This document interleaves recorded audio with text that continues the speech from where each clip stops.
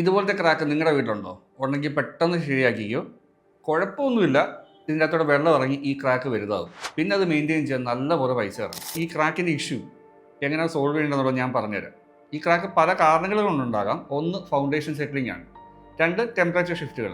3 കൺസ്ട്രക്ഷൻ്റെ quality. പിന്നെ ഒരു കാര്യം, ഈ ക്രാക്ക് ഉണ്ടാകുന്നത് ഹൊറിസോണ്ടലി ആണെങ്കിൽ അത് ശ്രദ്ധിക്കേണ്ട കാര്യം, കാരണം അത് ലോഡ് ബെയറിങ്ങിനായിട്ട് ബന്ധപ്പെട്ടിട്ടായിരിക്കും വരുന്നത്. ഈ ക്രാക്ക് 2 തരത്തിൽ നമുക്ക് കാണാം, വെർട്ടിക്കലും ഹൊറിസോണ്ടലും. വെർട്ടിക്കൽ ക്രാക്കിനെ പറ്റിയാണ് നമ്മളിപ്പോൾ സംസാരിക്കുന്നത്. ഏറ്റവും ശ്രദ്ധിക്കേണ്ട കാര്യം, ഈ വെർട്ടിക്കൽ ക്രാക്കുകൾ കൂടാതെ നമ്മൾ നോക്കണം എന്നുള്ളതാണ്. ആദ്യം തന്നെ ഇതിൻ്റെ സിമെൻറ്റ് ചിപ്പ് ചെയ്ത് കളഞ്ഞിട്ട് ഇതിൻ്റെ ലെങ്ത് എത്രത്തോളം പോയിട്ടുണ്ടെന്നുള്ളത് പരിശോധിക്കുക എന്നുള്ളതാണ്. അങ്ങനെ ചിപ്പ് ചെയ്ത സർഫസിൽ നമ്മൾ മെഷ് ഇട്ട് കവർ ചെയ്ത് സിമെൻറ്റോ അഡിസീവ് മെറ്റീരിയൽ എന്തായാലും വെച്ച് നമ്മളിതങ്ങ് ഫില്ല് ചെയ്യുകയാണ്.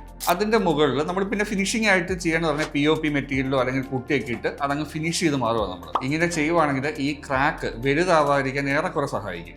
ഈ ഒരു മെയിൻ്റെനൻസ് ടിപ്പ് കുറേ പേർക്ക് ഇങ്ങനെ ഉപകാരപ്പെടും. ഇനി അഥവാ ഉപകാരപ്പെടുമെന്ന് നിങ്ങൾക്ക് തോന്നുന്ന ആർക്കെങ്കിലും ഉണ്ടെങ്കിൽ അതൊന്ന് ഷെയർ ചെയ്ത് കൊടുത്തേരും.